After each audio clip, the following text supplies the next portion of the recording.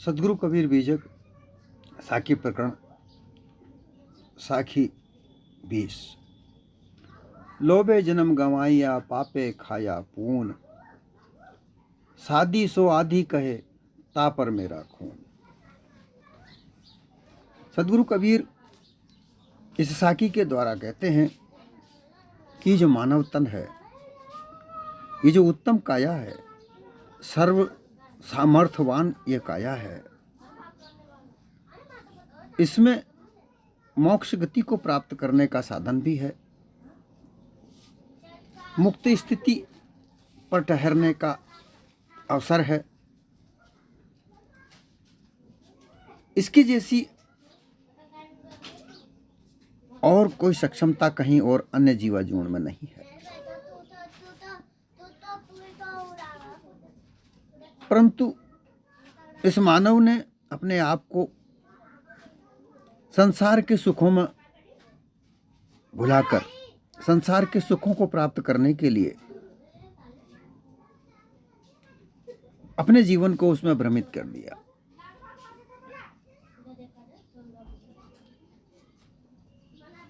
यहाँ एक बात विचार करने योग्य है, गौर करने योग्य है कि जब इस मानव के पास धन रूपी साधन नहीं था, तब ये मानव तब भी दुखी था। कोई आज से 500 ईसा पूर्व तक कोई धन नहीं था, धन का साधन कुछ नहीं था, वस्तु विनिमय हुआ करता था। आपस में वस्तुओं को बांटकर काम चलाया करते थे। धन का साधन, धन का माध्यम किसी वस्तु को खरीदने के लिए, सुखों को खरीदने के लिए धन का साधन उस वक्त नहीं था। वस्तु विनिमय मात्र हुआ करता था, वस्तुओं का वस्तुओं से आदान प्रदान होता था। ऐसा जीवन भी दुखमय हुआ करता था कि बहुत सी वस्तुओं के अभाव में मानव जीवन दुखी था, कष्टप्रद था। धीरे धीरे ये धन एक माध्यम बनाया गया। ऐसी वस्तुओं का खोज की गई, उनको ढूंढा, यानी मानव ने ही ढूंढा। मानव के दिमाग ने, मानव के बुद्धि कला ने उस वस्तुओं को खोज निकाला जो माध्यम का कार्य कर रही थी। सर्वप्रथम कौड़ियों का सहारा लिया गया, फिर अन्य धातुओं के सिक्के बनाए गए। ऐसे चलते चलते धीरे धीरे यह धन का स्वरूप सामने जो आया, सोने चांदी के सिक्के चले, हीरे जवाहरात चले। इस प्रकार से जब ये धन जो साधन वस्तु विनिमय से बदलकर धन विनिमय हो गया और धन के साधन मात्र से सर्व प्रकार की वस्तुओं को खरीदा जाने लगा, उनको प्राप्त किया जाने लगा, वहीं से इस मानव जीवन में विकार उत्पन्न हुआ। उन्होंने देखा कि धन से ही सब कुछ प्राप्त किया जा सकता है। तब तक इस मानव जीवन में पांचों विषय सामने आ चुके थे, क्योंकि जो भी कुछ सीखा वो प्रकृति से सीखा। शब्द, प्रकृति के शब्दों को सुनकर शब्द निर्माण हुए। स्पर्श, ठंडी हवा, गर्म हवा को शरीर से स्पर्श करने पर स्पर्श का अनुभव हुआ। रूप, विभिन्न प्रकार के छवियों को, जो प्राकृतिक छवियां थी, उनको देखकर विभिन्न प्रकार के रूप निर्मित हुए। रूप लावण्य सामने आया। फिर विभिन्न प्रकार के रस, भोजन के रस, खाने के लिए जो खाने की वस्तुएं हैं, जो पीने की वस्तुएं हैं, जो चूसने की वस्तुएं हैं, उनसे जो स्वाद बनता है, उस प्रकार से 6 स्वादों का रस सामने आया। मीठा, खट्टा, फीका, कड़वा, कसेला, खारा और तीखा। ये 6 प्रकार के रस सामने आए। फिर गंध सुगंध, प्रकृति से ही गंध भी मिली और सुगंध भी मिली। ये 5 विषय सामने आ गए। फिर जब धन का माध्यम जब बना, धन सामने जब आया, तो विभिन्न प्रकार की वस्तुएं धन में सामने आई। जो 9 निधि का नाम लिया जाता है, उन 9 निधियों में जो धन आते हैं, रुपया, पैसा, हीरा जवाहरात, सोना, चांदी,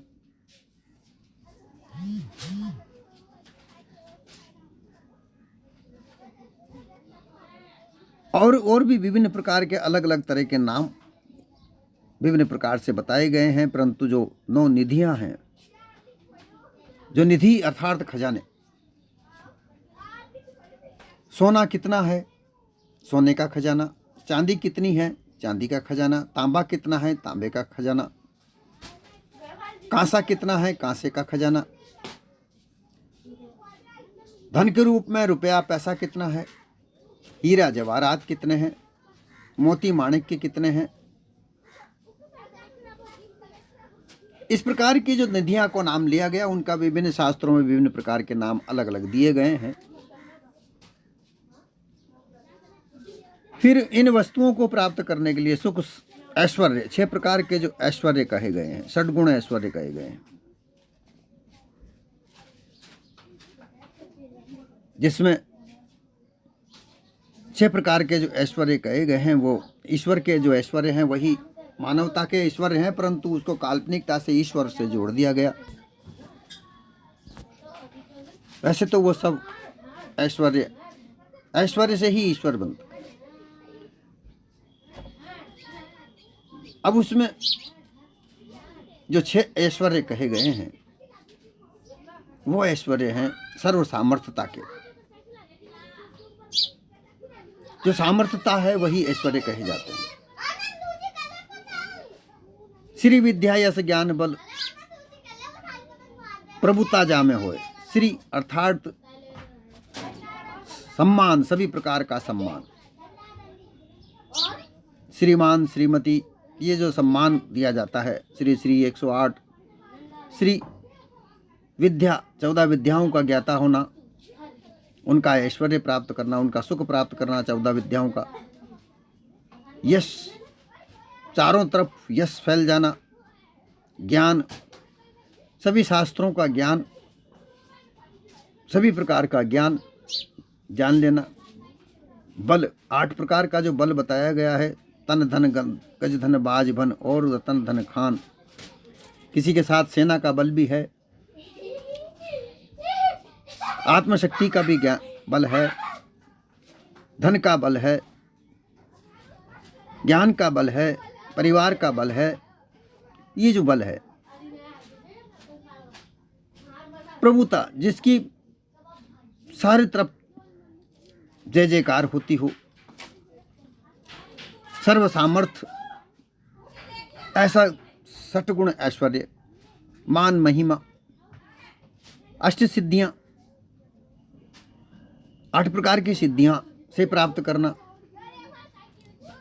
गरिमा, महिमा, लंगिमा, प्राप्त काम्य, सूक्ष्म, भारी हो जाना, इस प्रकार की जो 8 सिद्धियां हैं,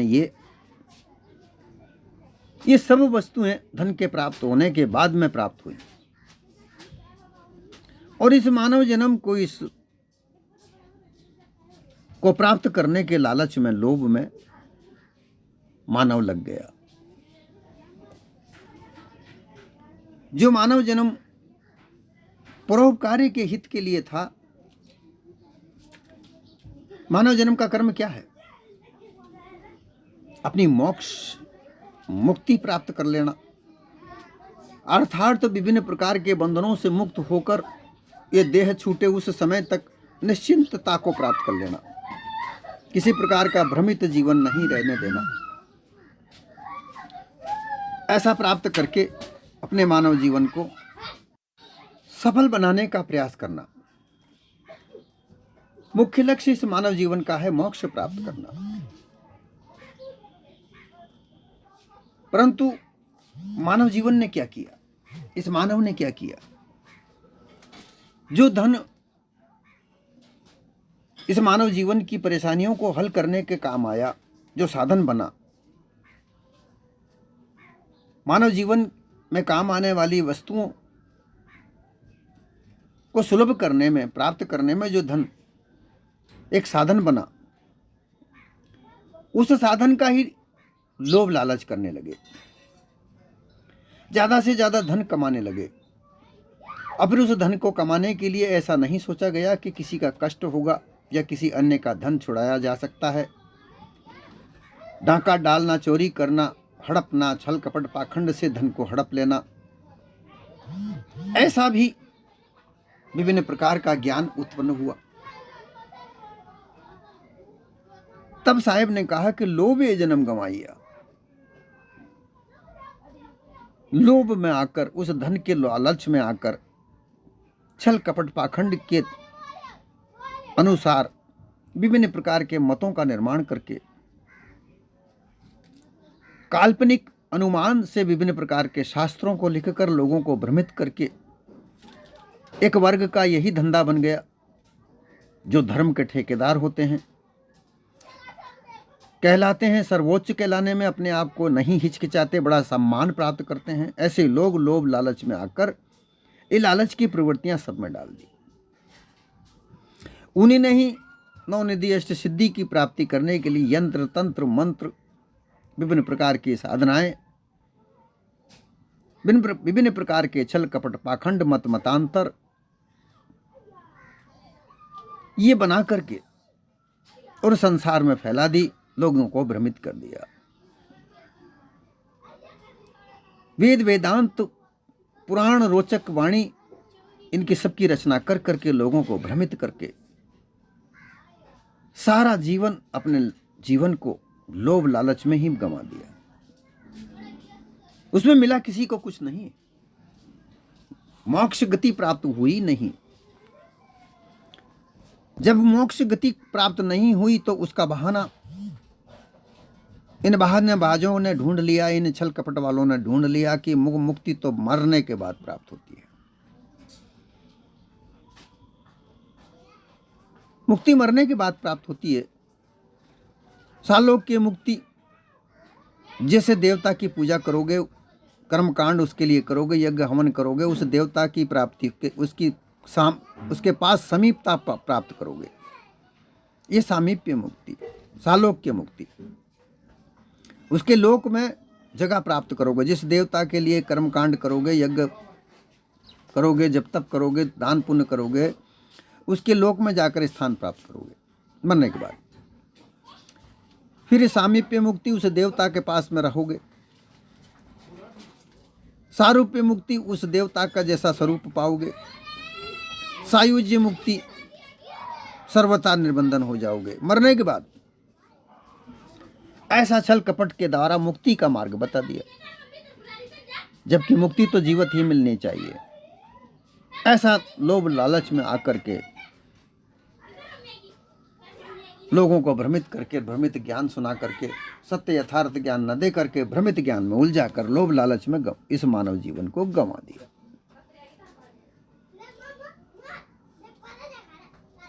और लोभ लालच में ही सारी जीवन उताब नर जामन, ये अनमोल मानव जीवन को व्यर्थ में गंवा दिया।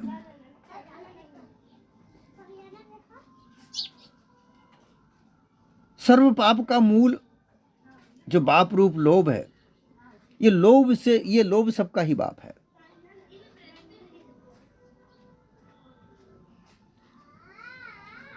पापों का मूल क्या है? लोभ है। लोभ लालच ये सब पाप का जन्म देते हैं। फिर पाप पुण्य का कोई विचार नहीं करता, वह अपने आप को शुभ अशुभ कर्मों का विचार करते नहीं, सत्संग का विचार करते नहीं, और उस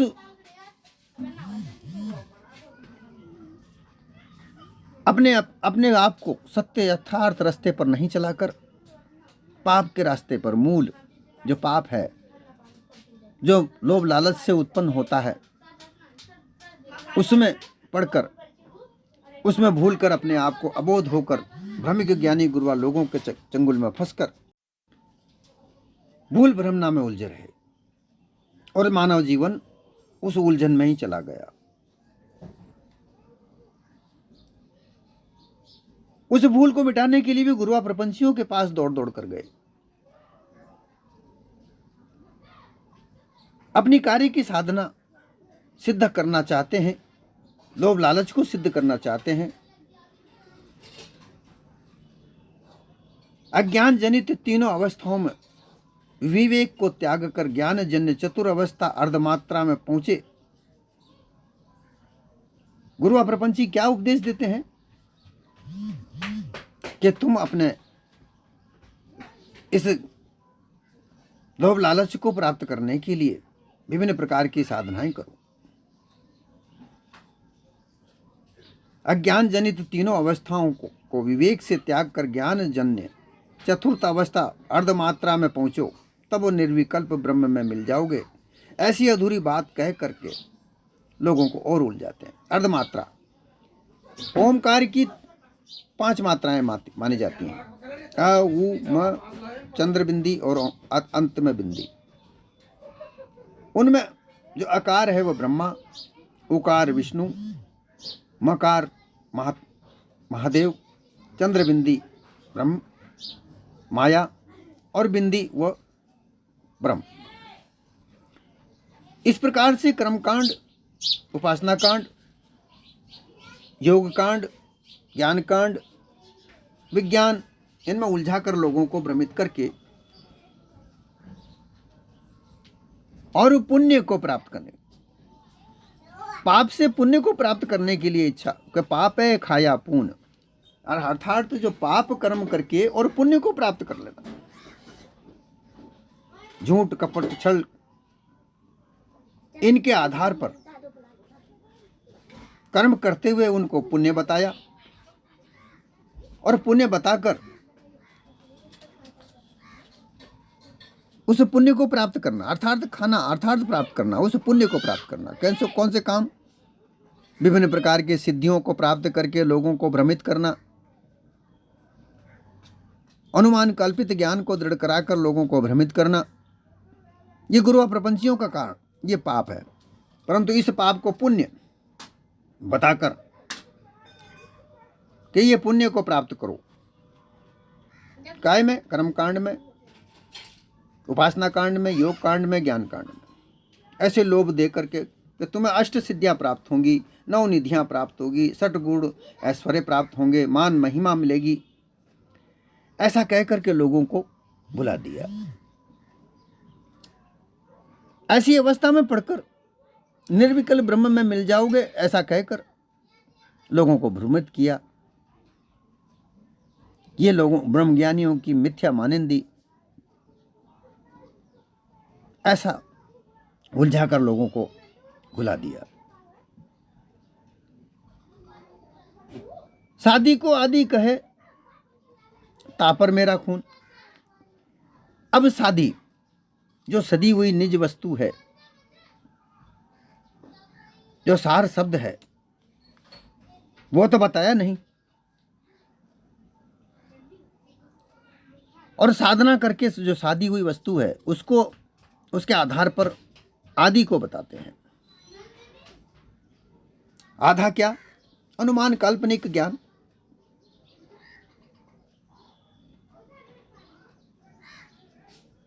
जो शादी हुई वस्तु है, जो अनुमान कल्पना के द्वारा ब्रह्म को जानना, यह साधना। योग के द्वारा विभिन्न प्रकार की साधनाओं को साधना, यह शादी। परंतु जो शादी हुई, जो सदा हुआ चेतन स्वरूप जीव है, जो निज रूप है, वो साधना, वो साधा हुआ, वो तो अपने आप में सदा हुआ है, शुद्ध है, उसको नहीं बताते। उस चेतन स्वरूप जीव को आदि बात कहकर उसको भ्रमित करते हैं। देखिए यहाँ समझने वाली बात है। आदि सो शादी सो आदि कहे। जो शादी है, जो चेतन स्वरूप जीव संपूर्ण साधा हुआ है, सदा हुआ है, अपने आप में जमा पद है, उससे आदि कह करके, जो अनुमान काल्पनिक बात है वो कह करके, और उस तापर मेरा खून, उसी पर खून अर्थात निशानी, खून अर्थात निशानी। जैसे खून सब में एक होता है लाल रंग से, वह एक निशानी है कि यह देह से निकला हुआ है। उस देह में से खून निकले हुए को जो जड़ अवस्था है, जो जड़ वस्तु है, उसको चेतन स्वरूप चेतन जीव को भुला करके जो सादा हुआ है, जो सदी हुई चीज है, उसमें जो आधी बात है, आधी अधूरी बात है, उसमें उलझा करके और उस खून को जो जड़ वस्तु है उससे सारी बता रहे हैं।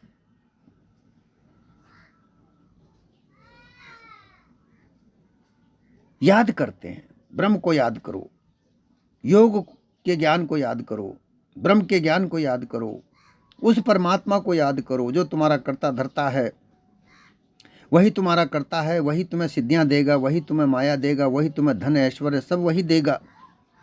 उसकी आराधना प्रार्थना में लगो। ऐसा कह के करें आदि, जो आदि है, आदि अधूरी बात जो जमा पद के से अलग है, जो जड़ से निर्मित होती है संसार में, जो कल्पना मात्र है, जिससे कुछ प्राप्त होता ही नहीं है। अंत में कह देते हैं कि मन और वाणी बुद्धि से तो वह जाना ही नहीं जाता।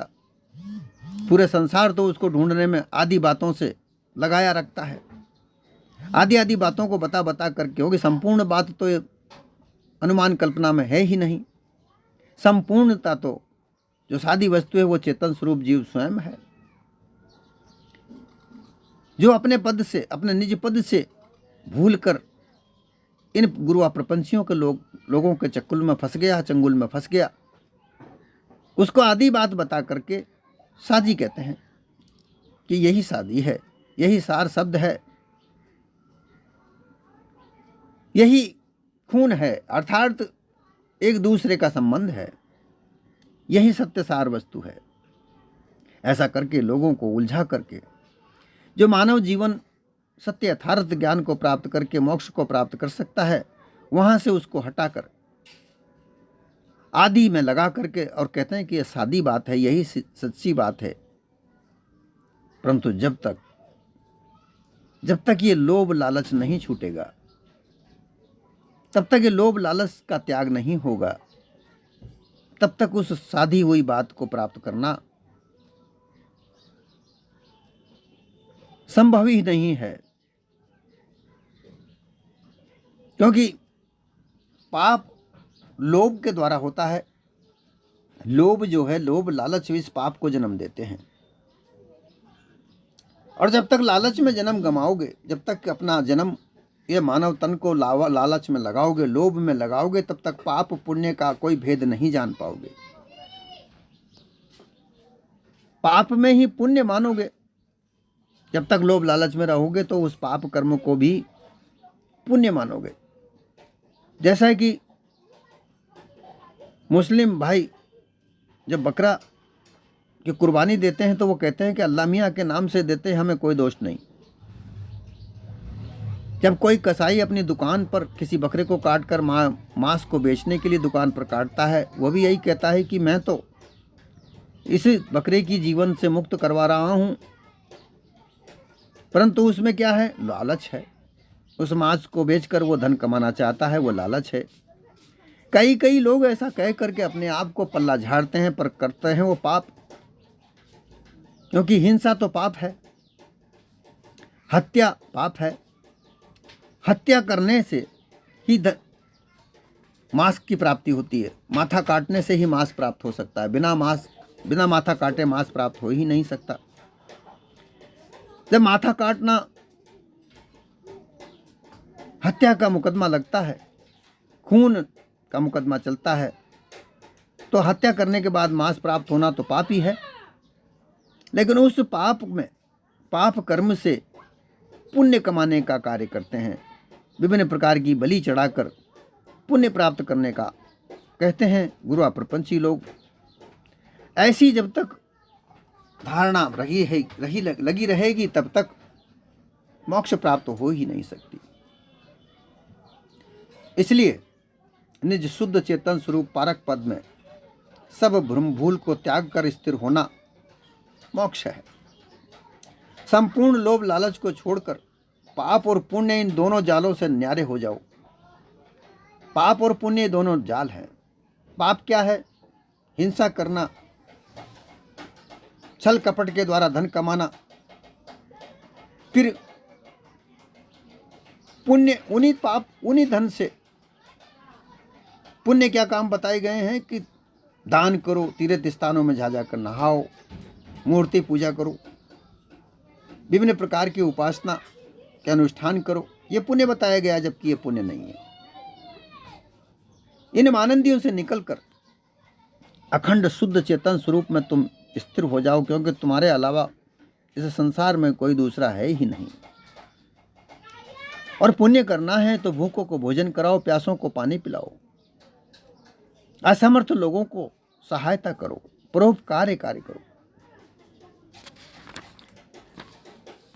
ये सब कार्य जितने भी किए जाते हैं, लालच में आकर, लोभ में आकर, धर्म कर्म की जो बातें की जाती हैं, वो तो केवल स्वार्थी काम के लिए किए जाते हैं। क्योंकि अपना स्वार्थ सिद्ध करने के लिए पुण्य करना ये भी पाप है। इनसे बंधन मिलता है। जितना भी स्वार्थ सिद्धि का कार्य करोगे वो सब बंधन में आते हैं।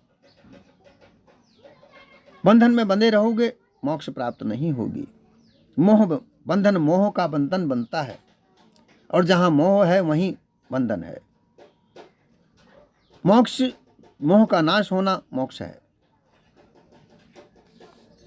स्त्री, पुत्र, धन, घर, भोग विलास, विषय आनंद के लोभ में, इनके मोह जाल में पड़े हुए बंधनों को प्राप्त करने के लिए अक्सर लोग अपने स्वार्थ में लगे रहते हैं।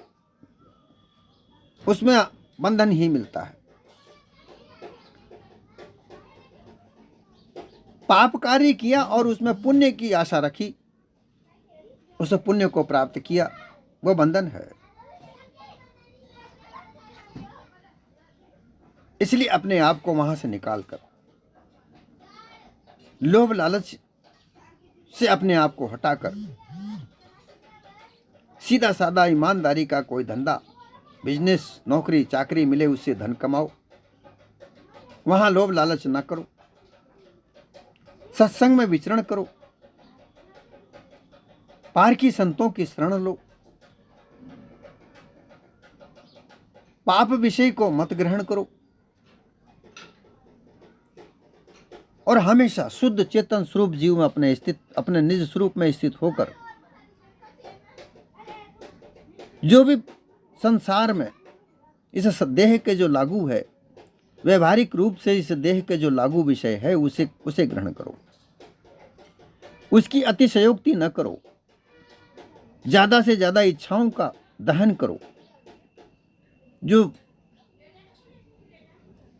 व्यवहारिक रूप से स्वरूप के साथ, अपने निज स्वरूप के साथ में जड़ का भास है, उसे त्याग करके जो जड़ता लागू है, क्योंकि जड़ता लागू रहती है, शरीर जड़ से बना हुआ है।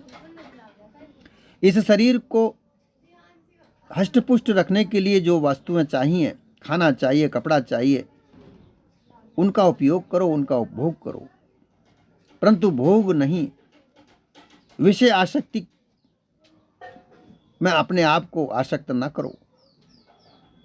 खाना भूख लगने पर खाना खाना चाहिए, तन को ढकने के लिए मात्र कपड़ा पहनना चाहिए, विश्राम करने के लिए मकान बनाना चाहिए, और ये सब अपनी सामर्थ्यता के अनुसार करना चाहिए। इसमें अत्यधिकता, आसक्ति, ये भोग का कारण बन सकते हैं। लोभ लालच के बिना अपने जन्म को, इस मानव जन्म को लोभ लालच से निकालकर निस्वार्थ भाव से परोपकार करके मानव जीवन को महान बनाकर, ऊंचे विचार बनाकर, सादा जीवन बनाकर विचरण करो। मोक्ष पद प्राप्त होगा। लोभ लालच में अपने जीवन को व्यर्थ मत गमाओ। मानव देह बड़ी उत्तम देह है, इसे व्यर्थ में न गमाओ।